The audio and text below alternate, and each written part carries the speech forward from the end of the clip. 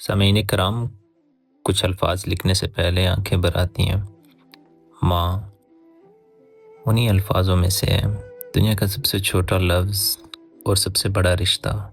माँ, इजाज़त चाहता हूँ कि आज इस रिश्ते पे कुछ गुफ्तगू हो सके और उनकी जुदाई की दास्तान लिखी जा सके। जो दुनिया का सबसे पहला रिश्ता और सबसे आखिरी भी। रब ने जन्नत किसी महल में नहीं रखी, किसी ताज में नहीं रखी। जन्नत रखी तो उन कदमों तले जो सारी उम्र तुम्हारी खिदमत के लिए चलते रहे। माँ तितली के परों से भी ज्यादा नाजुक होती हैं। कोई उनसे उफ भी कहे तो अल्लाह बर्दाश्त नहीं करता, वो इनाम वापस ले लेता है। याद करें बीबी हाजरा अलैहिस्सलाम, एक माँ अपने शीरख्वार बच्चे के लिए सफ़ा और मरवा के दरमियान दौड़ती है, पानी की तलाश में, पत्थरों पर नंगे पांव तपती धूप में, थकावट से बेनियाज, बस एक ख्याल, मेरे बच्चे को पानी चाहिए, मेरे बच्चे को पानी चाहिए। रब्बुल इज़्ज़त ने उस माँ की इस दौड़ को इतना पसंद किया, इतना पसंद किया कि क़यामत के लिए हज और उम्रे का रुकन बना दिया। आज करोड़ों लोग सफ़ा और मरवा के दरमियान दौड़ते हैं और दरअसल एक माँ की मोहब्बत को सलाम करते हैं। यह है माँ का मकाम रब की निगाह में। दुनिया का पहला एहसास माँ की गर्माहट थी, दुनिया की पहली आवाज़ माँ की लोरी थी, दुनिया का पहला लम्ज़ माँ का हाथ था। हम दुनिया में आंखें खोलने से पहले माँ को महसूस करते हैं और शायद इसीलिए माँ के जाने के बाद दुनिया अंधेरी लगती है। माँ ने कभी नहीं कहा मुझे थकावट है, माँ ने हमेशा कहा बेटा तुम ठीक हो, बेटा खाना खाया, बेटा नींद पूरी हुई। माँ की ज़िंदगी में माँ का अपना कोई वजूद नहीं था। माँ की ज़िंदगी में सिर्फ अपने बच्चों का वजूद था। दुनिया में हर मोहब्बत की कोई ना कोई कीमत होती है, मगर माँ की मोहब्बत ना वाहिद मोहब्बत है जो मुफ्त में मिलती है और बेहिसाब मिलती है। आज भी याद है एक दिन माँ से बहुत बड़ी बहस हुई थी। मैंने उस समय कहा आपको क्या पता, आप क्या जानती हैं, खामोश हो जाएं। माँ खामोश हो गई। रात को नींद में महसूस हुआ कोई मेरे सर पर हाथ फेर रहा है।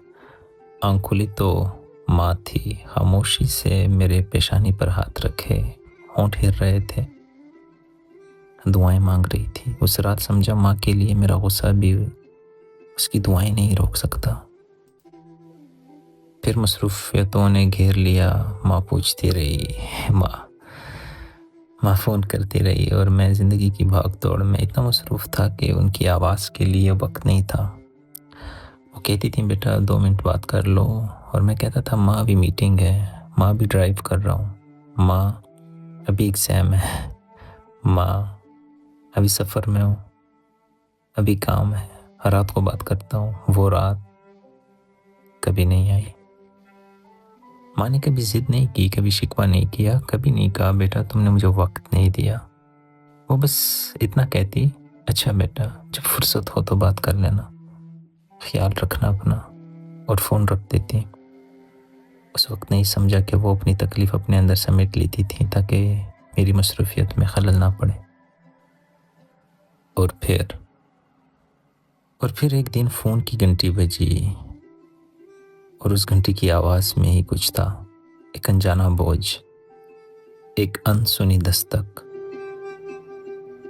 दूसरी तरफ से आवाज़ आई और दुनिया एक लम्हे में बदल गई। माँ नहीं रही, माँ नहीं रही। ये 3 लफ्ज़ नहीं थे, ये एक सलसला था जिसने अंदर की हर दीवार गिरा दी। घुटने लर्जे, हाथ कांपे, आंखों के आगे अंधेरा आ गया और फिर एक अजीब सी चीख निकली। जो आवाज़ नहीं थी, दर्द था, खालिस दर्द जो बरसों से अंदर जमा था और अब रास्ता ढूंढ रहा था। थे घर में जिंदगी के जो आसार, मर गए, तस्वीर क्या गिरी दरो दीवार, मर गए।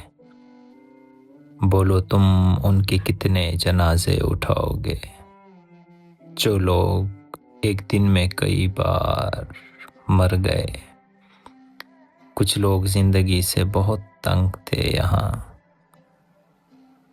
मरने का कहते रहते थे, इस बार मर गए। माँओं के मरने से जिंदगी का मफहूम मर जाता है।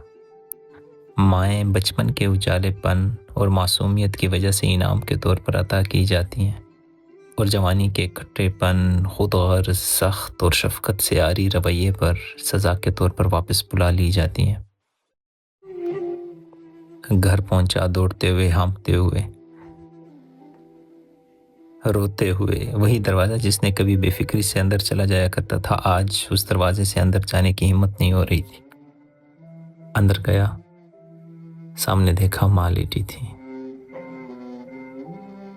सफ़ेद चादर, सफ़ेद चेहरा, बंद आंखें। मैंने उनका हाथ थामा, वो हाथ जिसने मुझे चलना सिखाया था, वो हाथ जिसने मेरी तख्ती लिखी थी, वो हाथ जिसने हजारों बार मेरी पेशानी पर फेर कर मुझे सुलाया था। आज वो हाथ ठंडा था। उस ठंडक ने मेरे अंदर तक एक ऐसी सर्दी भर दी जो आज तक नहीं गई। मैंने उनके कान के पास आहिस्ता से कहा, माँ मैं आ गया हूँ। मगर इस बार वो आवाज़ नहीं आई, आ गए हो बेटे। मैंने उनका हाथ अपने चेहरे से लगाया और फिर बचपन की तरह उनकी गोद में सर रख दिया और रोता रहा।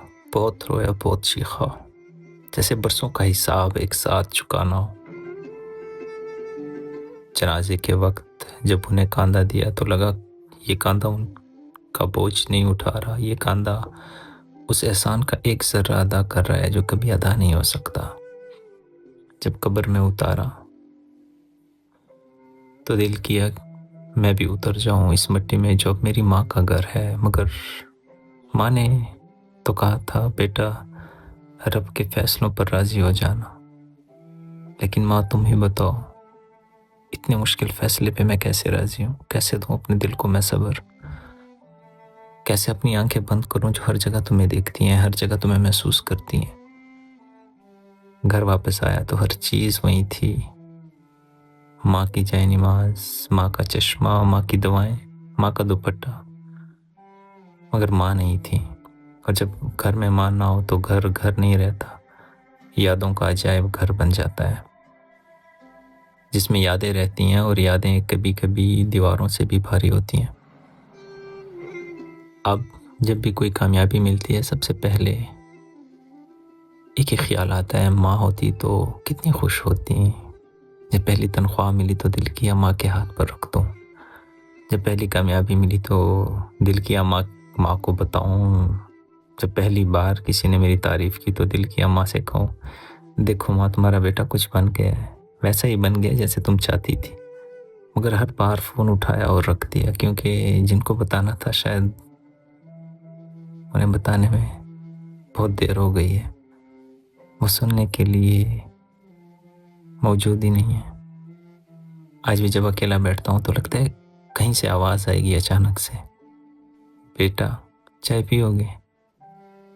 और मैं हर बार उस आवाज़ का इंतज़ार करता हूँ, जानते हुए कि वो आवाज़ अब नहीं आएगी, कभी भी नहीं आएगी। कोई भी उनकी तरह आवाज़ में मुझे नहीं पुकार पाएगा। बारिश हो तो याद आती है, धूप निकले तो याद आती है, कामयाबी मिले तो याद आती है, तकलीफ आए तो याद आती है। माँ एक ऐसा रिश्ता है जो जाने के बाद भी साथ नहीं छोड़ता। आज वो फ़ोन जिस पर माँ की आवाज़ आती थी खामोश है। आज वो नंबर जो मैंने कितनी बार मसरूफियत में काटा, अब मिलाने के लिए दिल तरसता है, तड़पता है, मगर अब वहाँ से कोई नहीं उठाएगा। माँ को सिर्फ मेरी आवाज़ चाहिए थी, मेरा वक्त चाहिए था, मेरी मौजूदगी चाहिए थी। उन्होंने कभी नहीं मांगा कोई तोहफा, कोई पैसा, कोई चीज़, बस ये कहती थी, बेटा आवाज़ सुन ली, दिल भर गया। और मैं वो आवाज़ भी शायद पूरी तरीके से ना दे पाया। जिनकी माएँ जिंदा हैं उनसे अपनी मोहब्बत का इजहार करें और उनको वक्त दें। अपनी जज्बात की तर्जुमानी की इजाज़त देने के लिए बेहद शुक्रिया। सलमान अयाज।